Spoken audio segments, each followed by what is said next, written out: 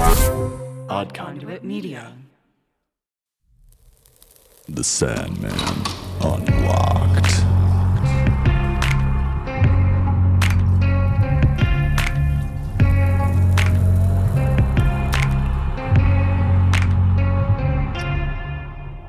Hello, dreamers, and welcome to another episode of The Sandman Unlocked. I'm one of your co-hosts, Ben, and I'm thrilled you're joining us for our breakdown of The Sandman Issue 16, Lost Hearts. I'm joined by two thrilling co-hosts, Ashley. Hello. And Sean. Hey, hey. On each episode, we'll be deconstructing the issue in 6 separate sections. First will be the rundown, where we let you know who created the issue, and then the catch-up, to be sure you know where we are in the story. Next, we'll do the breakdown. This gives you a synopsis of that week's issue, and then we follow up with the deep dive, when we really get into everything that happened. In our last 2 sections, we'll discuss our favorite panel and our favorite non-Morpheus character. So there you have it. 6 sections to get through, so let's get going. Sean, over to you for the rundown. All right. So, issue 16, Lost Hearts. It was released April 24th, 1990, and it was written by, no surprises here, Neil Gaiman, pencils by Mike Dringenberg, inks by Malcolm Jones III, colors by Robbie Bush originally, recolored by Xylanol Studios, lettered by Todd Klein. We both That was for you, Ashley. that way. Yeah, I That's for you, appreciate Ashley. it. Is it just the name? Is it just because It's- it's called Xylanol? It sounds like I should be taking something to sleep. Yes, that it does. Hey, the Sandman, dreams? Yeah, Ooh, exactly. there you go. We're getting there. They knew what they were doing. Assistant edited by Tom Payer, and then edited by the inimitable Karen Berger, of course. All right, Ashley, take us to the catch-up. All right, so real quick, just to get us established. Rose did, as we have learned all vortexes do, and broke down the barriers between all the dreamers, and pulled their consciousnesses to herself in a cerebral whirlpool, revealing their deepest desires, conflicts, and fears of all of her friends, and the reader gets to partake in that. Before she completely destroyed all in her wake, though, Morpheus arrived and pulled her into a remote environment for a little chat, releasing her grip on the inner lives of the entire world. Meanwhile, during a conversation between Matthew and Gilbert, Rose's imminent demise is realized, and they left the mortal realm to hopefully find both of them in time. You know, typical day. Ben, take us to the breakdown. All right, so we conclude the story here with issue 16, Lost Hearts. So we start in the dreaming. Morpheus and Rose are there. Morpheus is explaining to Rose that he is unfortunately going to have to destroy her because she is a threat, not just to the dreaming, but also to the waking world as well. We have a great moment for Gilbert here as he arrives with Matthew and says he will sacrifice himself so that Rose doesn't have to die. But unfortunately, things don't work that way. And instead, he decides to be Fiddler's Green, asking Rose to come walk in him when she has to stay in the dreaming. Flash over to England. Unity Kincaid has been having some problems, has been struggling. That's why Rose's mother is still there. Well, she enters the dreaming and she actually lands in Fiddler's Green, but she lands as a young woman. This puzzles Morpheus, but Unity realized that she was actually the vortex, but because Dream had been captured, she did not get to live out her destiny. And so in this really great scene, she asks Rose to pull out this glass, this heart-shaped glass from inside her, and she gives it to Unity. Unity then dies in the waking world, but is able to live on in the dreams. Morpheus then allows Rose to leave and says, quote, "Your family has suffered enough," and works to go make sure that Jed awakens. We then flash forward 6 months, and Rose has taken the inheritance from Unity Kincaid, and she has purchased a house in Seattle. And this is really when we kind of get caught up with a whole bunch of the people that used to be in Hal's house in Florida. They had that traumatic night together, so they all are kind of moving and shaking in different directions, and we may get into some of that a little bit later on. But she decides that now that she is done moping after 6 months, and she's going to, quote, hunt down some old friends. We then see Dream go and visit Desire in their gallery. He had figured out that Desire was behind all of this when he had raped Unity Kincaid while she was asleep. She was hoping that what would end up happening is that Dream would spill family blood and all that would entail, which is very ominous, and we're not quite sure what that would entail. Dream then warns Desire to never mess with him and reminds them that they are servants of the living, not their masters. Do you fondly remember blowing the dust out of a golden Nintendo cartridge to get it to work? Get the dust out of it. All right, here we go. Yes, let's get it. Now the screen's gray. Aw, man. Or those long nights when you were up late fighting Ganon and you'd hear your mom coming downstairs. Hello? That's Mom. Pretend you're asleep. Wait, pause it, turn off the TV. Do you think she's gone? Make a sound. I thought I heard two boys down here. Oh well. Well, Ben and Pat are here to transport you back to those exhilarating moments as the Hyrule Podcasters! Join the two brothers each week as they play through Zelda games in Nintendo's legendary series. Episodes are filled with color commentary, lightly researched facts, personal anecdotes, and more.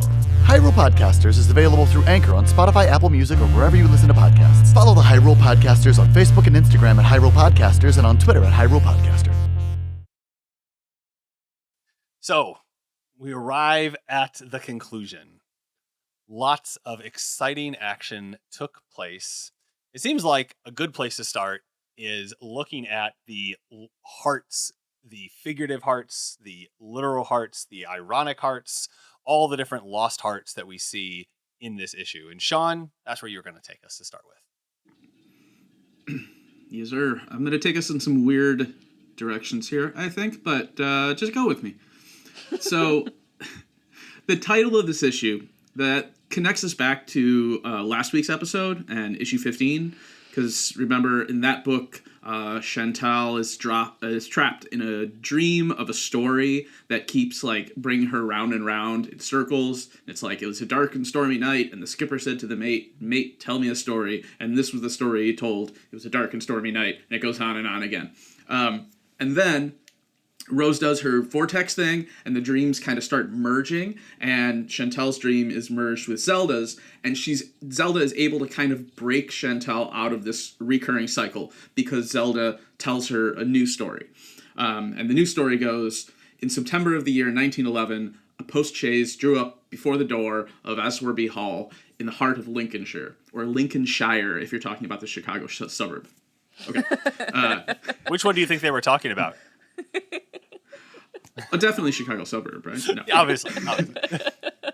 The little boy who jumped out as soon as it had stopped looked around him with the keenest curiosity during the short interval between the ringing of the bell and the opening of the hall door. And then Chantal and Zelda reconnect in this gorgeous panel that I think was it you who called that out as your favorite panel? Yeah. Mm-hmm. Yeah, that was such a great panel. And they're kind of embracing and things like that.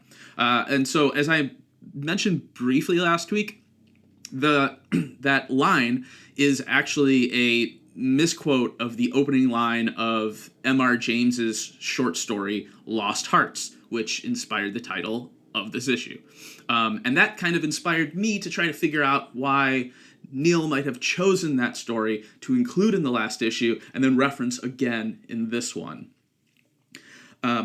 So I went kind of down the rabbit hole on that one. And so for those of you who might be unfamiliar with him, Montague Rhodes James was born in 1862, died 1936.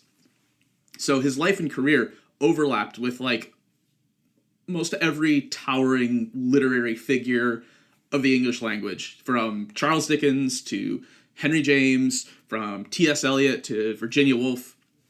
And while our Montague might never have had like the psychological insight of a Henry James or the formal daring of a James Joyce, a lot of Jameses, there's one area where Monty excels beyond his peers, and that is ghost stories. So, you know, for anyone putting together like a Mount Rushmore of horror authors, M.R. James would surely be on it somewhere, probably scoffing at whomever was added next to him. Because James wrote his ghost stories to be read aloud on Christmas Eve, as is the tradition, yeah.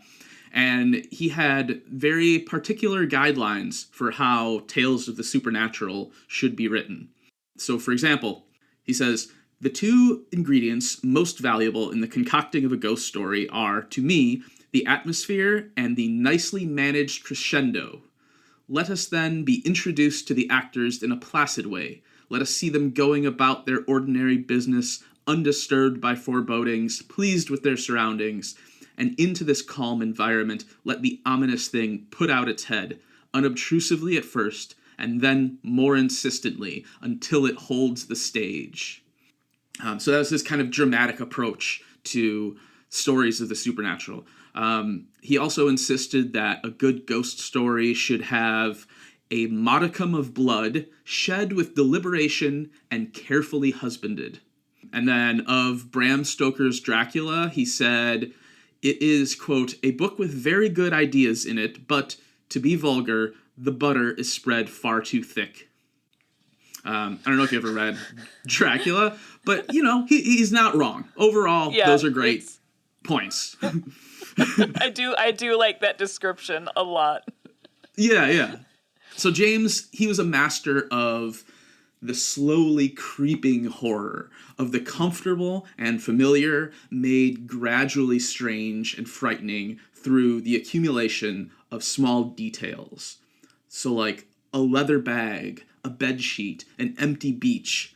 Inanimate objects in James's work always contain the threat of suddenly acting with an unseen will.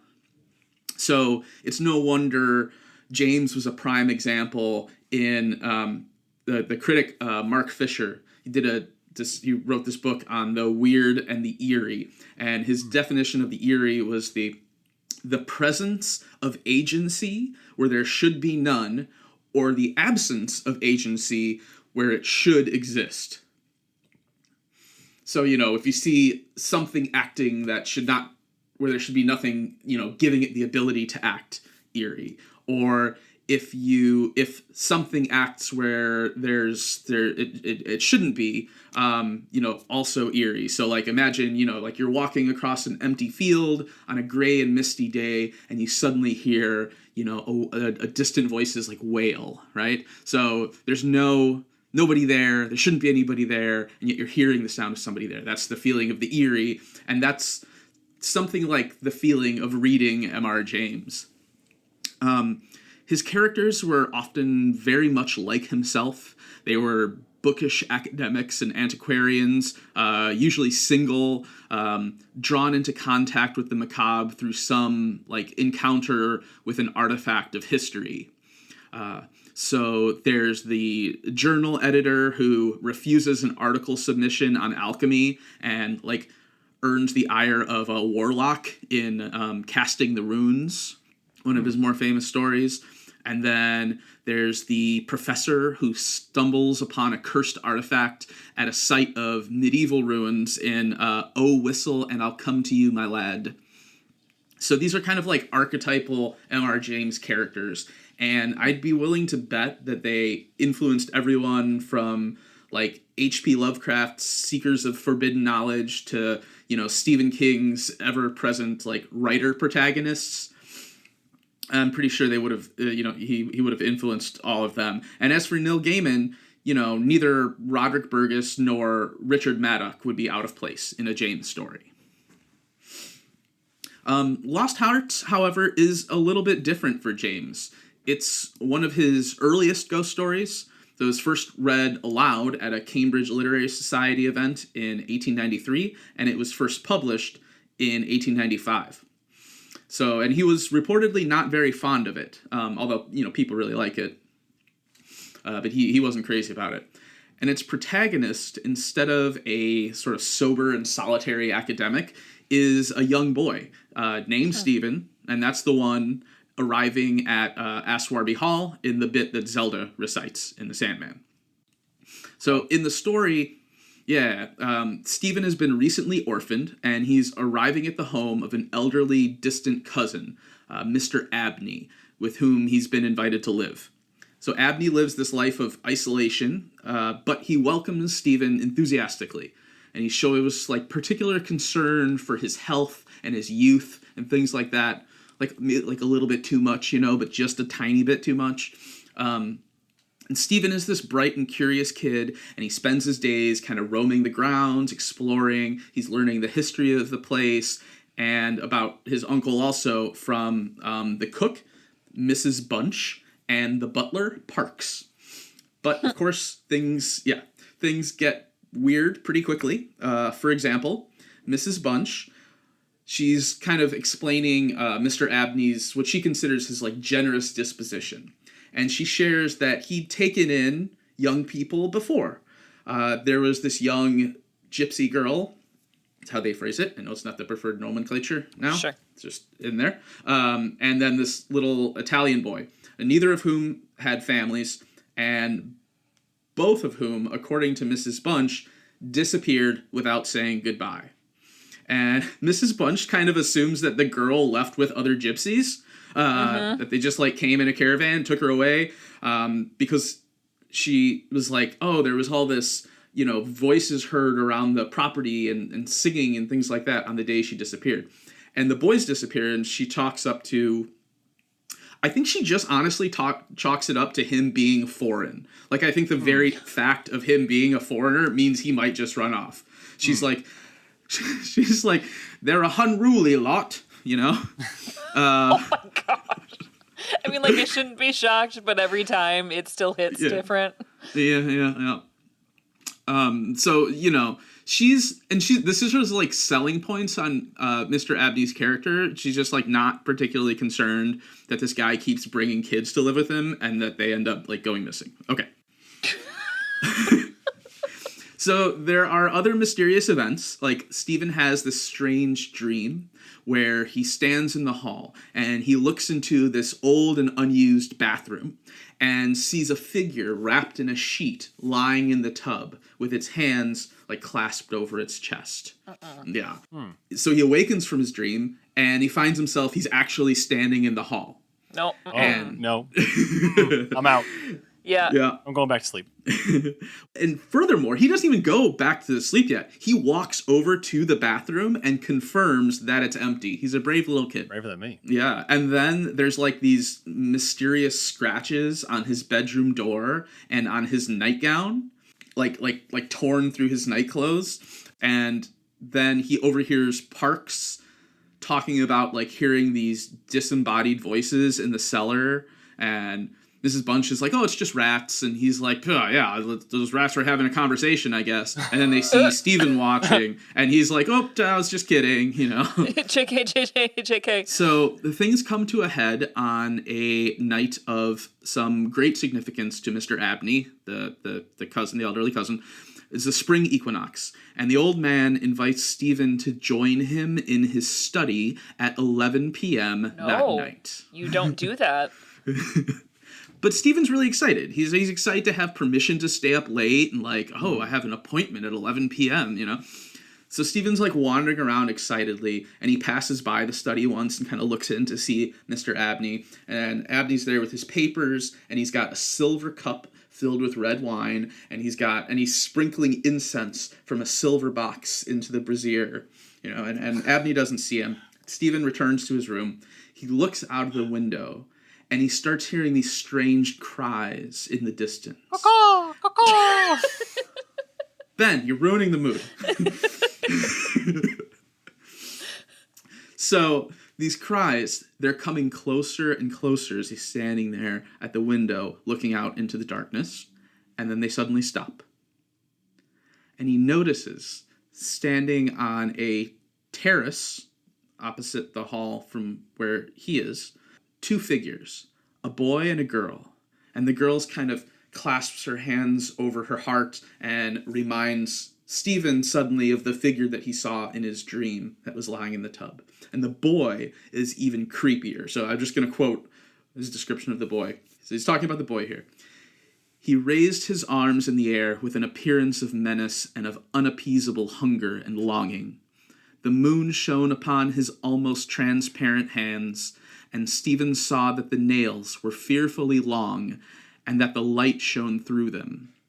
As he stood with his arms raised thus, he disclosed a terrifying spectacle. On the left side of his chest there opened a black and gaping rent, and there fell upon Stephen's brain, rather than upon his ear, the impression of one of those hungry and desolate cries that he had heard resounding over the woods of Aswarby all that evening. In another moment, this dreadful pair had moved swiftly and noiselessly over the dry gravel, and he saw them no more. No. You really need to, but when you do your deep dives, you really need to get a flashlight under your chin, because, whew. Yeah, I have not read much M.R. James before, and it's pretty good. I'm going to read more. So, Stephen is terrified, but he's determined to follow through with his appointment. No! So it's learning about Stephen and most children in horror movies and books and such realizes how much of a coward I am. Because there's no way I'd be hightailing it out of that house. Well, and we're just coming up on the point of the when people are writing this, when he's writing this in the early 1900s, when people are starting to think of children as more than just tiny adults as well. Right. But I feel like when you read some of them in these stories, you're really leaning into the adult part of little adult. Yeah. When you think about how they think about children and what they can kind of handle. I mean, when this was written in 1904, kids were working in mines when they were 6 years old. Yeah. That's you know what? That's true. Crazy. He could be in a mine. What's worse? Maybe this, actually. Okay, so you be the judge. Who's to say? So, 11 o'clock. He grabs a candle, heads downstairs, only to find the door locked and to hear Abney, in his study, speaking to someone. He hears Abney cry out, and the cry suddenly cut off. Only then does the door give way, and Stephen rushes in. And there, the story ends. But there's two postscripts. The first postscript tells us that Stephen would later come to understand what was written on the papers that were found with Abney. Abney's notes describe this process by which the ancients were gifted with incredible plot powers, flight, invisibility, control over elemental forces, by, quote, absorbing the personalities of a certain number of his fellow creatures. And that, quote, the best means of effecting the required absorption is to remove the heart from the living subject, to reduce it to ashes, and to mingle them with about a pint of some red wine, preferably port. Horrifying. It was genuinely horrifying. Yeah, did not like it. So his notes also indicate that the victims' ghosts may return to bother their murderer, but it wasn't much of concern to him. He's a professional. He knows what he's doing. He can handle it. As for Abney himself, the final postscript reveals that Mr. Abney was found in his chair, his head thrown back, his face stamped with an expression of rage, fright, and mortal pain. In his left side was a terrible lacerated wound, exposing the heart. There was no blood on his hands, and a long knife that lay on the table was perfectly clean. A savage wildcat might have inflicted the injuries.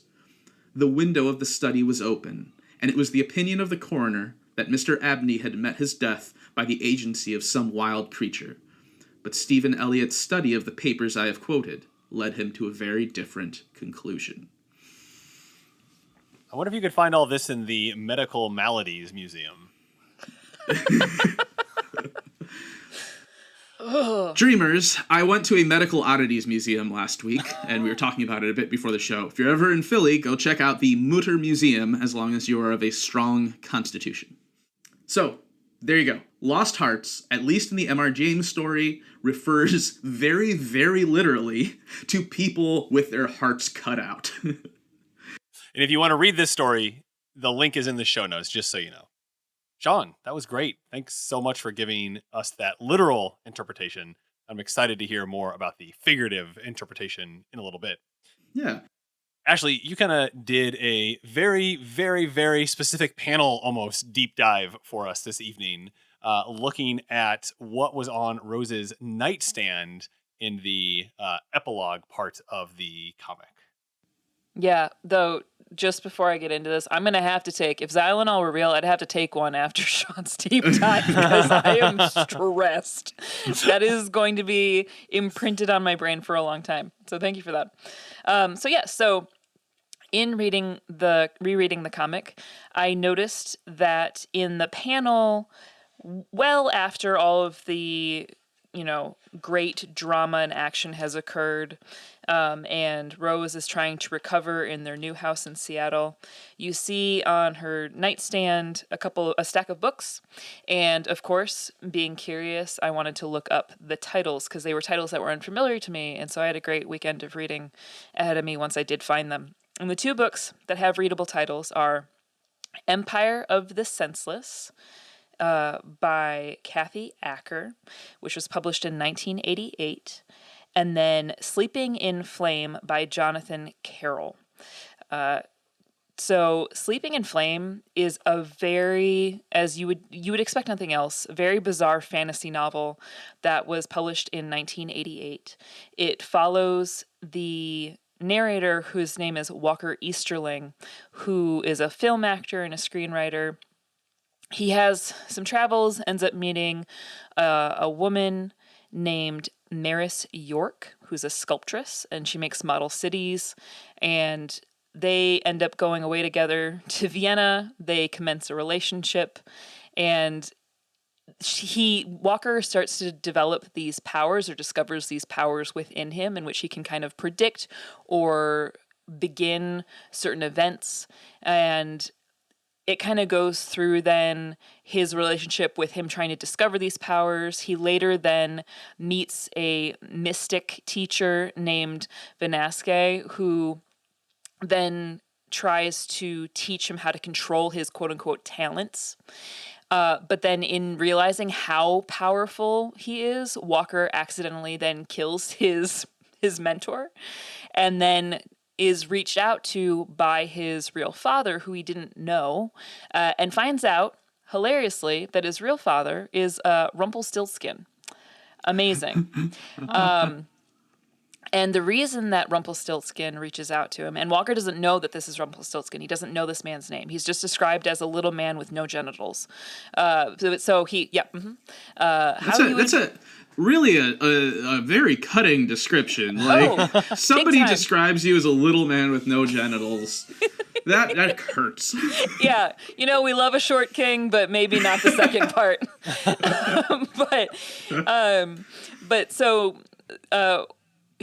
Rumpelstiltskin reaches out to him, because this is a plot point then, because Walker has several incarnations, and Rumpelstiltskin has chased after these incarnations and killed them all, because allowing them to live then repudiates the legend that Rumpelstiltskin cannot produce offspring, and then calls into question the rest of his power. So it's basically just like, look, you're ruining my reputation.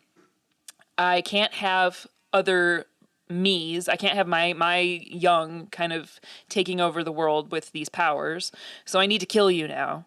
And of course, by the end of the tale, spoiler alert, Walker does live, because Walker then finds Rumpelstiltskin's true name. And if you know the story of Rumpelstiltskin, that has power, as most folklore. If you have somebody's true name, that gains you control over that person. But it opens up this whole world of the Grimm brothers' tales, and Walker and Maris end up having a daughter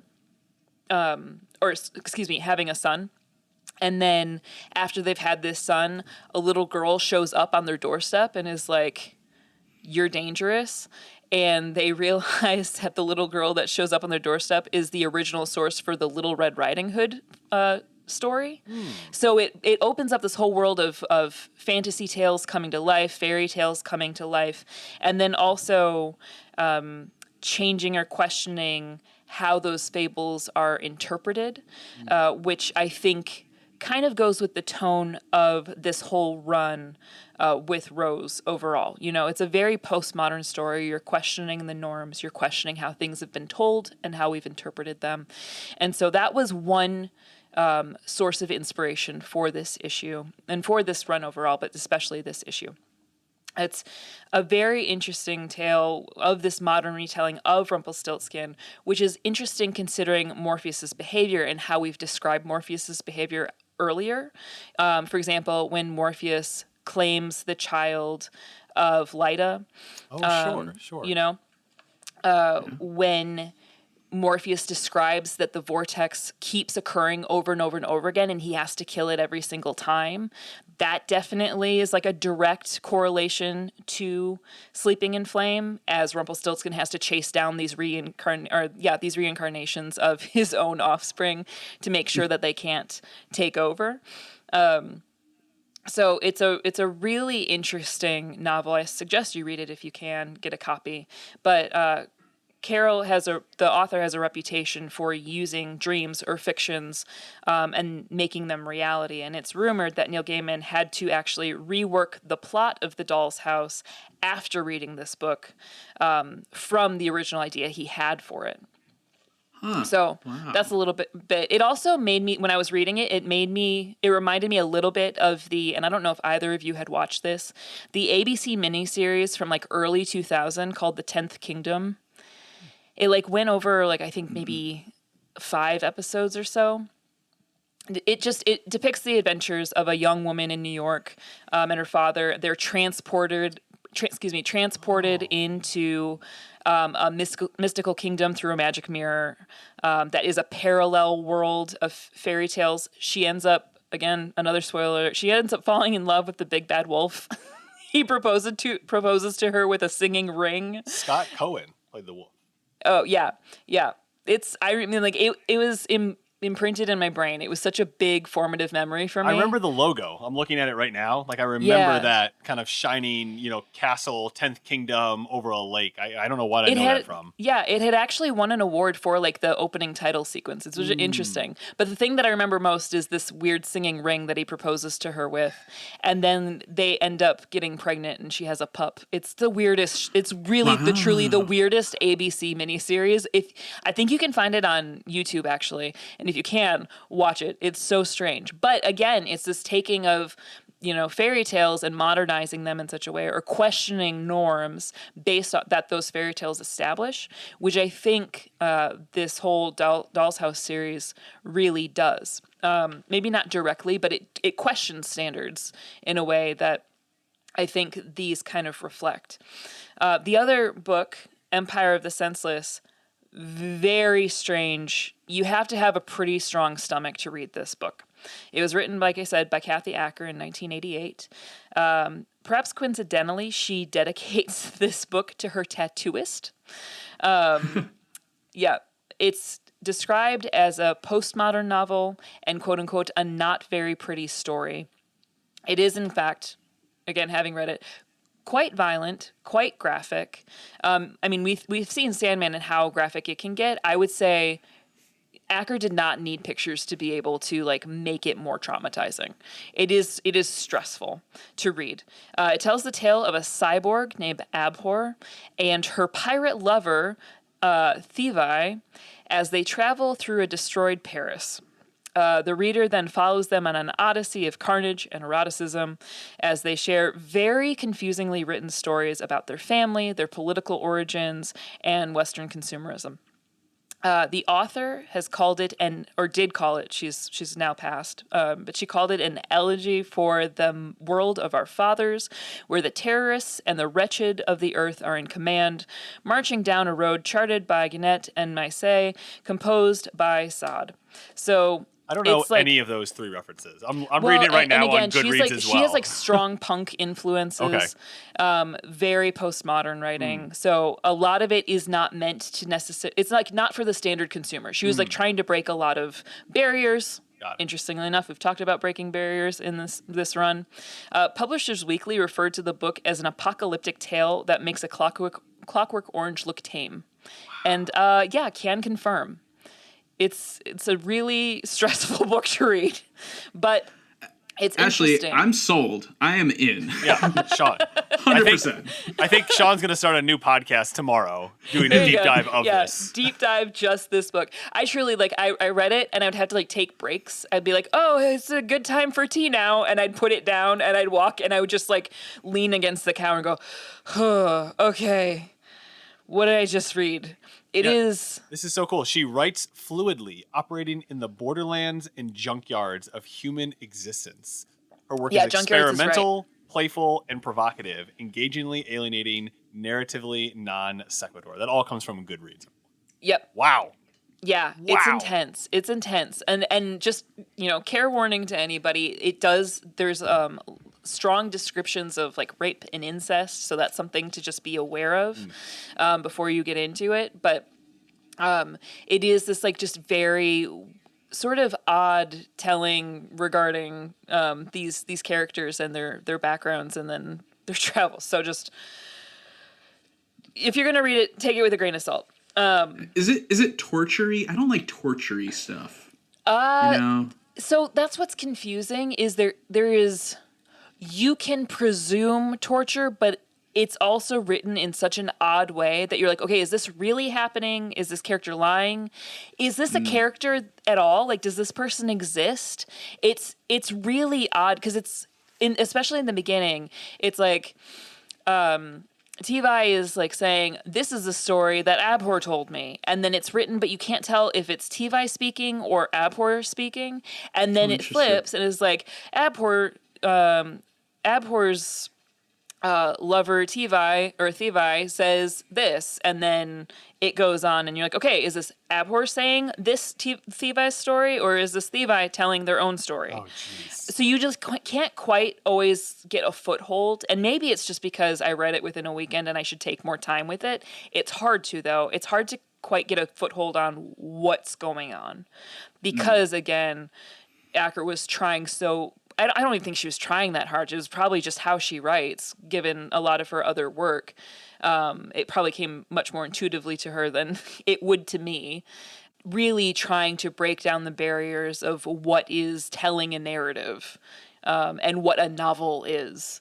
So, yeah, I read a brief story about her teaching a writing class, and someone was so desperate to get into her writing class that they lied about a dream they had, and they wrote a short story about, oh, are you reading that right now, Ben? Yeah. And so later at the end of the class, the workshop, they went up to her and was like, by the way, I lied about that just to get into your class. And she just stared at him and was like, okay, so I don't care. And so, that's just her attitude. That was her attitude towards everything, was just I don't really give a crap. Just write if you're going to write, but this is what I'm going to write. Yeah, I can barely understand most of the comments in this Goodreads description. These are regular people just kind of writing comments about her. And I'm like, yeah, I'm blown away. Yeah, I would honestly, I would really probably benefit from a reading group, or if anybody else has read this book or wants to read this book, I would probably manage to be able to read it again with other people just to be able to try to decipher some of the things going down, because it just feels like you're drinking from a sewage fire hose. It's disgusting, but also there's so much of it, and you're trying to process it all at once. And the reason I kind of wanted to highlight these two books especially is because I feel like it's kind of like book ending where Rose is ending up, just in her own mental state, because she has experienced a severe trauma. She almost died. She almost killed people herself. Also, it was in the dream world. So was it real? Was it not? Another, literary reference that comes up frequently, or I think twice actually in this issue, is and then she woke up. So that's a conclusion to, among many books, but Alice's Adventures in Wonderland. And then in the movie version of The Wizard of Oz, which is referenced in the issue prior to this. So we've seen direct references to each. And I would say that there are a lot of corollaries between Rose and Alice in a lot of ways, considering, being sucked down black holes and experiencing really odd phenomena and trying to figure out what's real, what's not. And again, because she's experienced such a hefty trauma, she's found family, she's suddenly lost family. She's in the real world, being truly actually abused and tortured and nearly killed. And then now she's going to be killed in the dream world. So what's real? So I do think it's, as far as understanding Rose as a character, and I really started to pay attention to her more, Sean, after you described her as being a passive character, because I just never gave her that much consideration previously, I think because of that. So I was like, okay, let's dive into that. I feel like seeing her try to heal from and process what she's experienced are some of the most active steps we've seen her take, apart from being the vortex itself.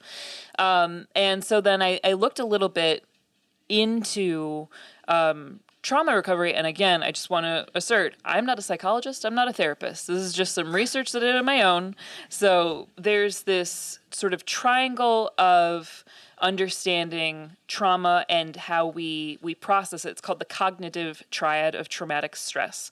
And it's basically has, 3 points where it's the views about the self, the views about the world, and the views about the future, and then how trauma affects those things. It was proposed by Aaron Beck in 1967, and it's still used as a part of cognitive behavioral therapy. So the views about the self after experiencing trauma is, I'm incompetent, I should have reacted differently, it's too much for me to handle, I feel damaged. Those are some examples of phrases that one could use.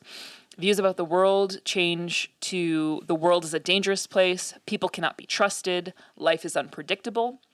And then views of the future, things will never be the same, which I think we see. What is the point? I'll never get over this, which I think she demonstrates that she's been experiencing, having been holed up in her room. And then this is hopeless, which I think previous Rose could have pretty easily given up, given her sort of disposition.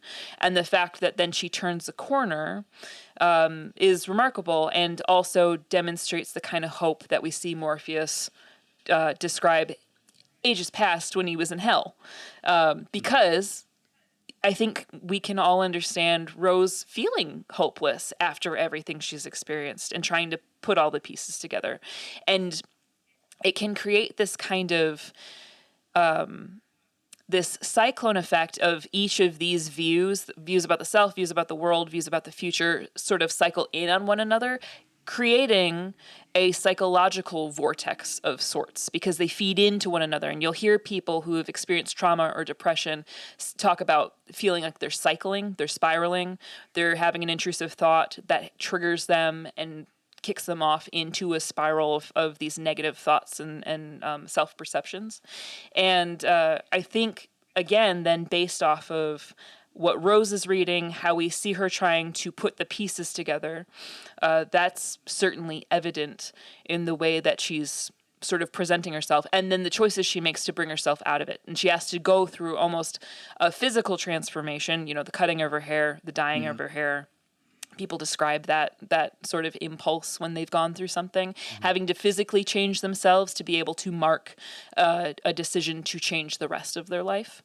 And then going in and rejoining her family, which also happens to be a triad, which is interesting. And they've all gone through their own traumas as well. Yeah. So I think that especially with those two books and the different stories that they're telling, really does reflect Rose's mental state in this moment, and the fact that then she's sort of explored all these different forms of storytelling and trauma and violence and selfhood.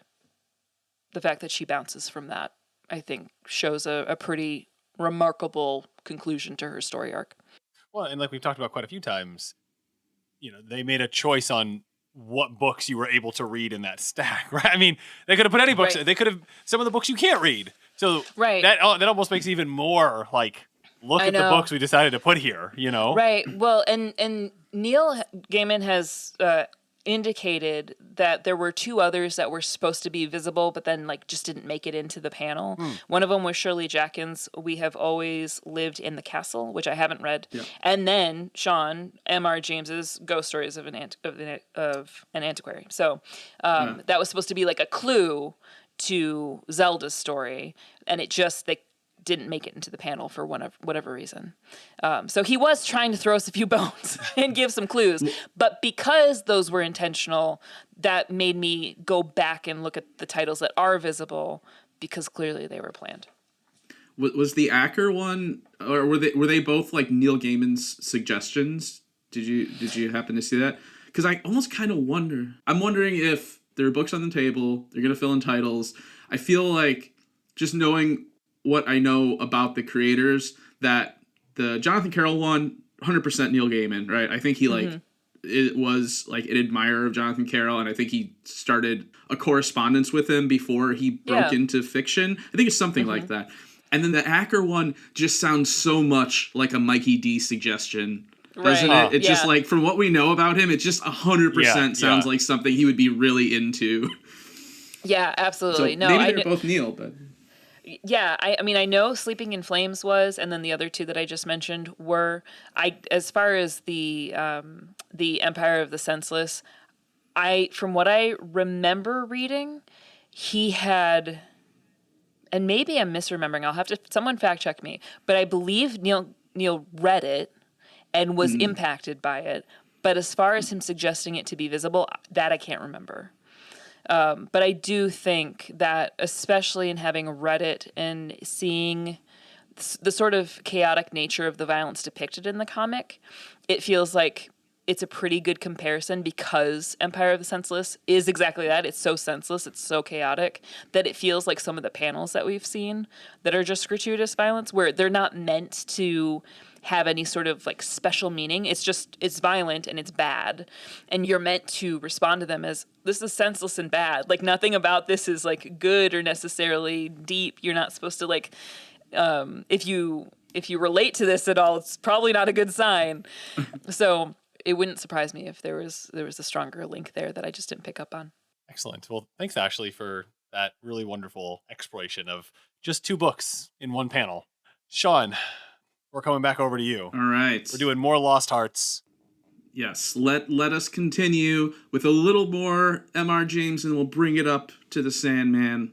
But remember where we were with M.R. James. A figure rises in what should be an empty bed. A man puts his hand out in darkness, feeling for a shelf, and instead his fingers find a hairy open mouth.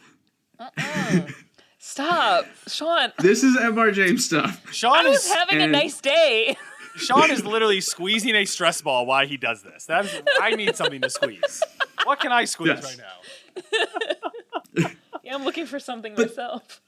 But these are important M.R. James things, because Yes. as Anthony Lane puts it in a New Yorker article that he wrote on M.R. James, the root of James's anxiety, what he fears most, is surface contact. And the surfaces that give off the most appalling charge are not steely or aggressively angular, but soft. And I think this tells us something about M.R. James. You know, Lane notes M.R. James wrote this 1891 letter in which he writes, "I begin to think my time is approaching, but only in my wilder moments." And you think like he's talking about like death or something like that. He's not talking about death. He's talking about marriage. The guy is just yes.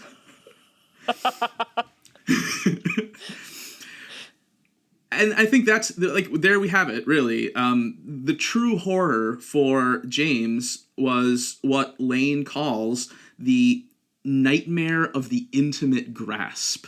You know, this was a lifelong bachelor. This is a person who hung out like only dudes, you know, and a hand caressing you, a soft a shroud, a mouth. These are disgusting to James, you know? This intimacy. And there we are. That brings us back to kind of what I've been talking about as we've explored this story. And you know, any road we go down in this Sandman storyline kind of brings us back to it. And in this issue, you know, we finally find ourselves given over to it, overtaken by it, and honestly, saved by it. Rose gives her heart away, right? Figuratively, in one of those images that could really like only ever work in a comic book, with Rose reaching into her chest and pulling out this sparkling cartoon heart, right? It's a brilliant moment, both because, you know, we've seen this whole time how scary it can be to give yourself over to someone else. Ashley went through it piece by piece. It's frightening, and there's lots of bad things that can happen to it. This whole storyline started with a very crappy relationship, and we've seen a number of those as we've gone through. We've seen, you know, one sibling try to destroy another. We've seen an uncle and aunt abuse a nephew.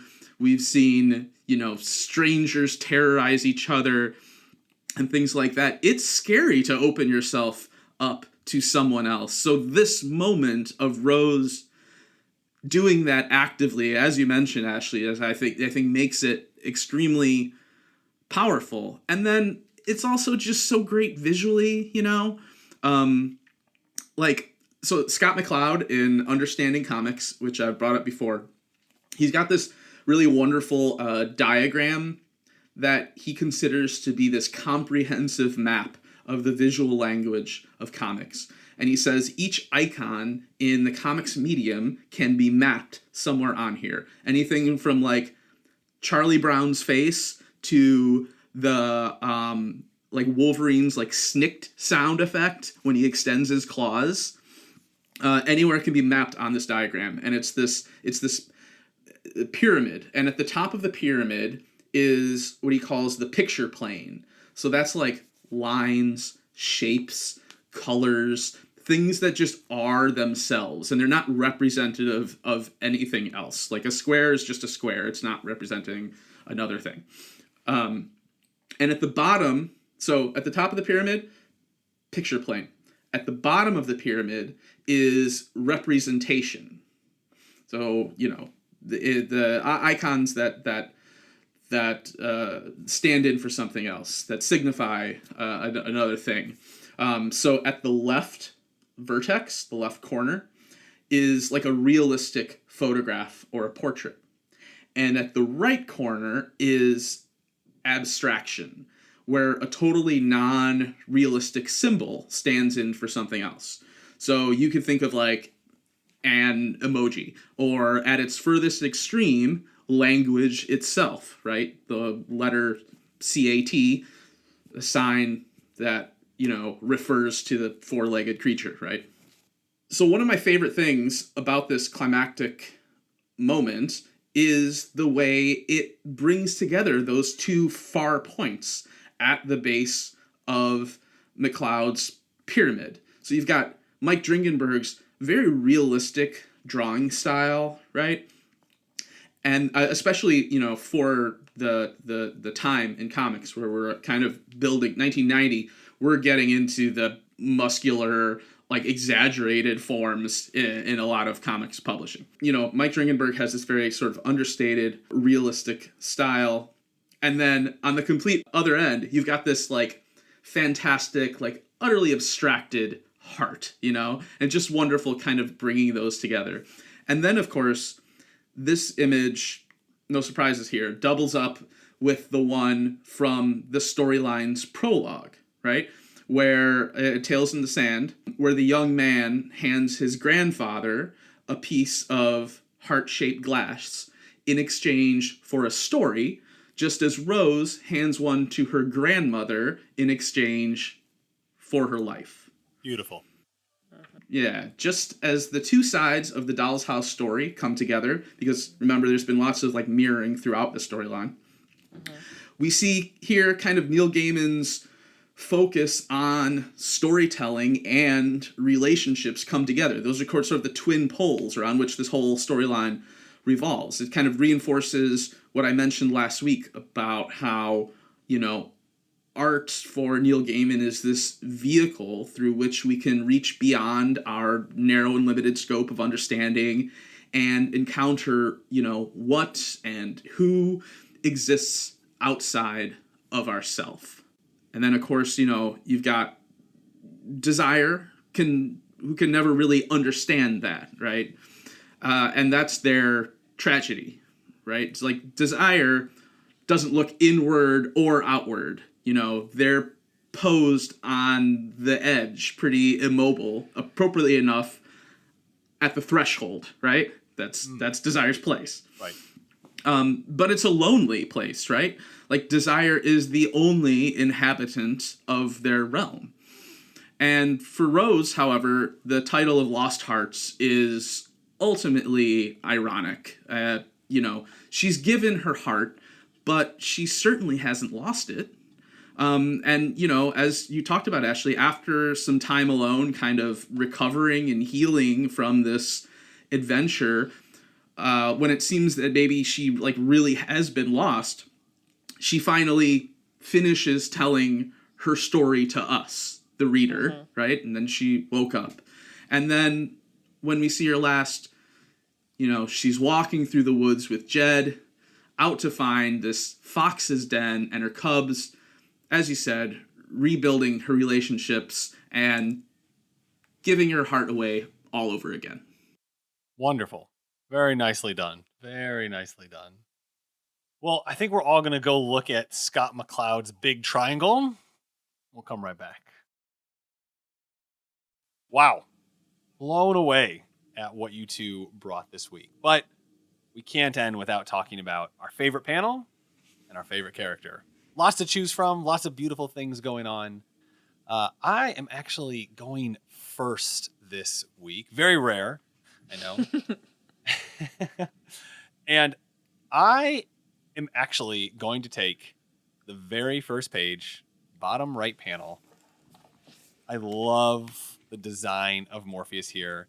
I love one red eye, one glinting, shining eye, and him just responding with, yes, that is what I am saying. He has this look of, we've seen him over 16 issues change, right? And that's you can only be a protagonist if you change. You don't get to be the protagonist if you don't change, right?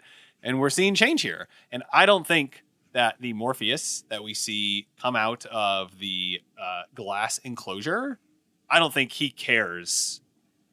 But 15 issues later, I think he does care because he has grown and he has seen a lot more things. And I feel like this pain, this knowledge, it's almost like a knowledgeable pain that he has that he's trying to express here, where he doesn't want to do this thing, but he has to do it. And like, this is just his job. And this is a part of the thing that happens, but he knows it means more. And I just think that work done there by everyone to capture that in one image is a really wonderful, just a really wonderful use of the medium. That's going to be my pick. Page 1, bottom right panel, Morpheus saying, yes, that is what I am saying. So you have a red eye in yours? Yes, the right eye is a very tiny red dot, and the left one is a glistening white eye. Okay, we got straight white eyes on my goodness. on the Xylanol version. We've It been makes- cheated look at out that. of a red eye. Look at that. Look how much of a difference that makes.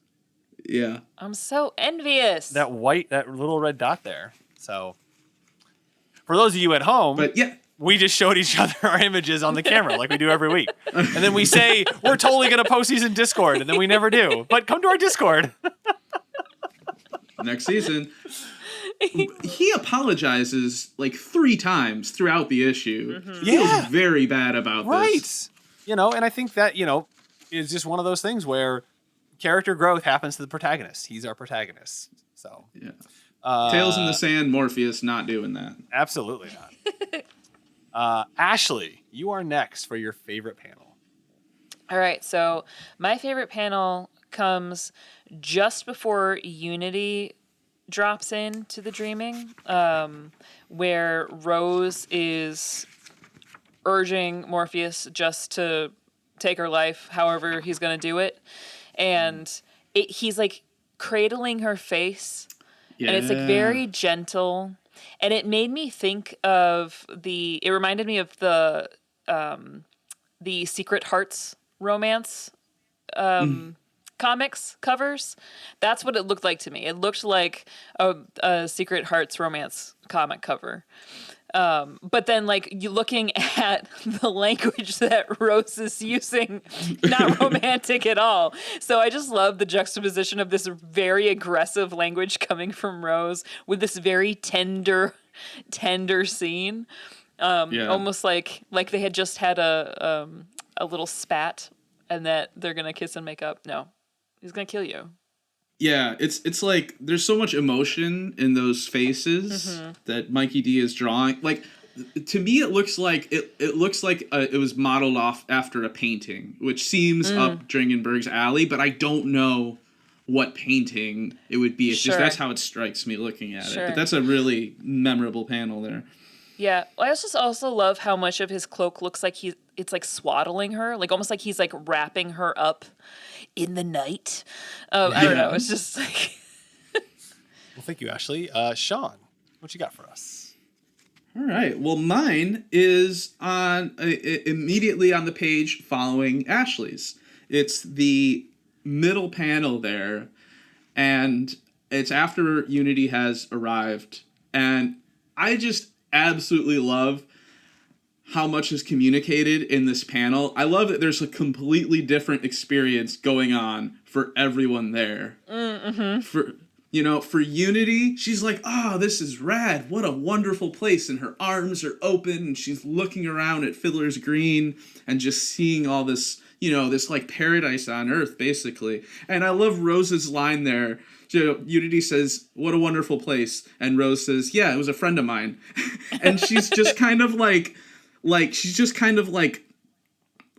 feeling a plant just to be like, Gilbert?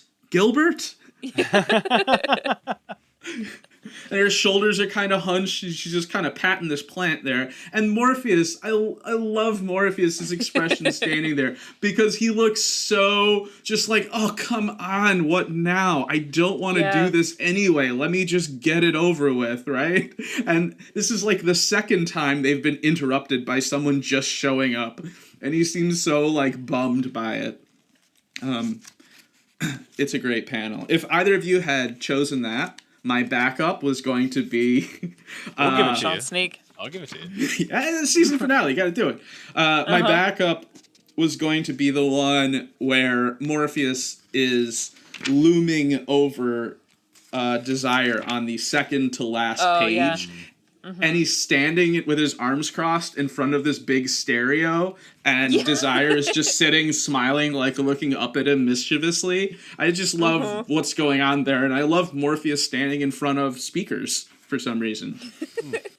Well, Sean, snake draft as always, so who are you taking for your character this week? Well, we didn't talk about him too much, although he's such a major part of the issue.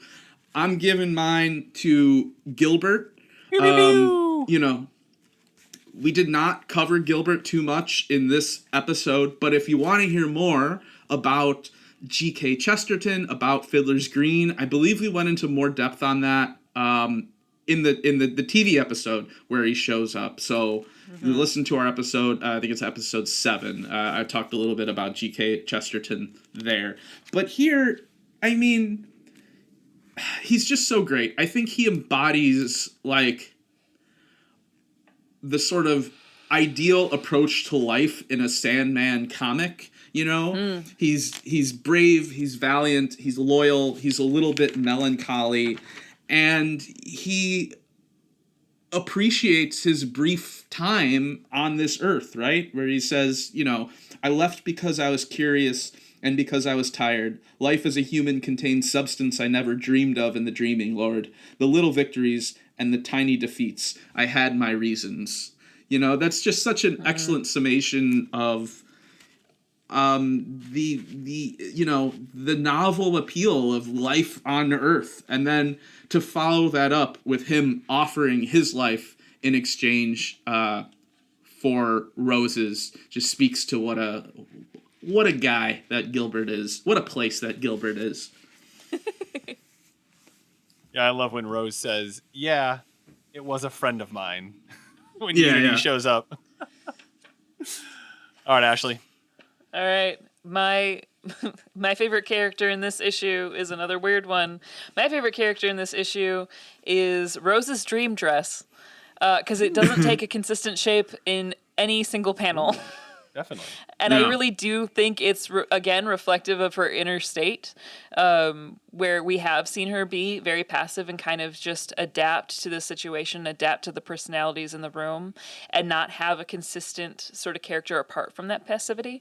And so I love how she, like, first enters with a sort of, like, one-shoulder dress, to then it's like a squared off neckline, then it's like a t-shirt dress, then it goes back to the one shoulder thing, and it keeps just like morphing and changing as the story goes on, almost like she's constantly changing her mind about her own opinion about whether she wants to live or die.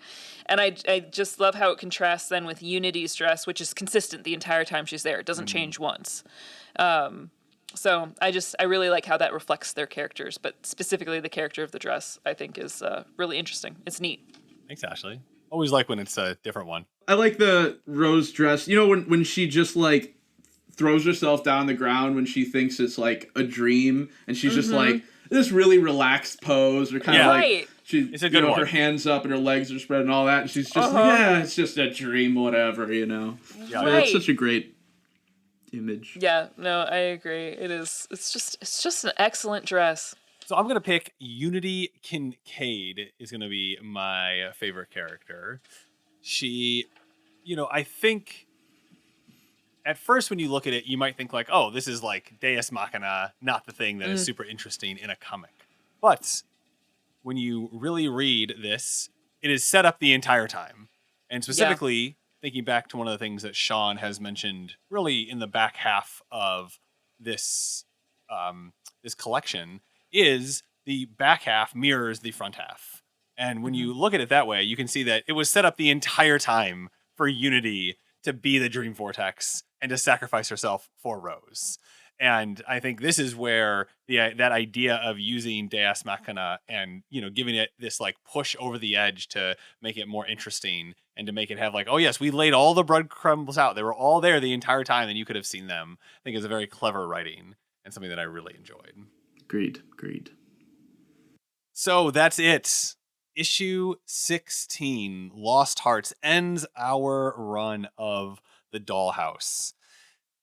This week, Sean took us down a literal and figurative examination of Lost Hearts, focusing in particular on M.R. James and concluding with his fear of the nightmare of the intimate grasp.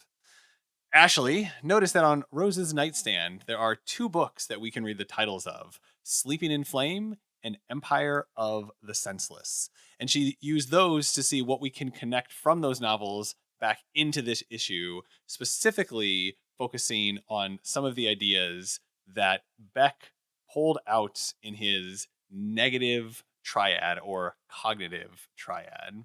Then Sean brought it all home by using Scott McCloud's Big Triangle to bring storytelling and relationships together, and the ultimate lesson learned here of how we can look outside ourselves. I also want to say thank you to my lovely co-hosts this season, Ashley and Sean. I wasn't sure how this was going to go when I first pitched this to you both almost a year ago. It was 28 episodes exploring the comic and the TV show. We will be taking a bit of a break. But in the meantime, thanks for listening to this episode of the Sandman Unlocked. And as always, remember, never trust the storyteller, only trust the story. Thanks for tuning in to the Sandman Unlocked, an Odd Conduit Media production. You can follow us on Twitter and Instagram at Sandman Unlocked. Join us on Discord as well. Thanks to our show producer, Patrick Childers, and to Lieutenant Headtrip for our theme and incidental music. If you'd like to support us directly, head over to our Patreon. You can follow Ashley on Twitter at DEEDEE_K and on Instagram and TikTok at Ashley Mowers. Find Sean on Twitter at Lon Dogson and find Headtrip everywhere at LT Headtrip. You can get all of this info and more in the show notes. Make sure to follow and subscribe and review us wherever you listen. Until next time, and remember, never trust the storyteller, only trust the story.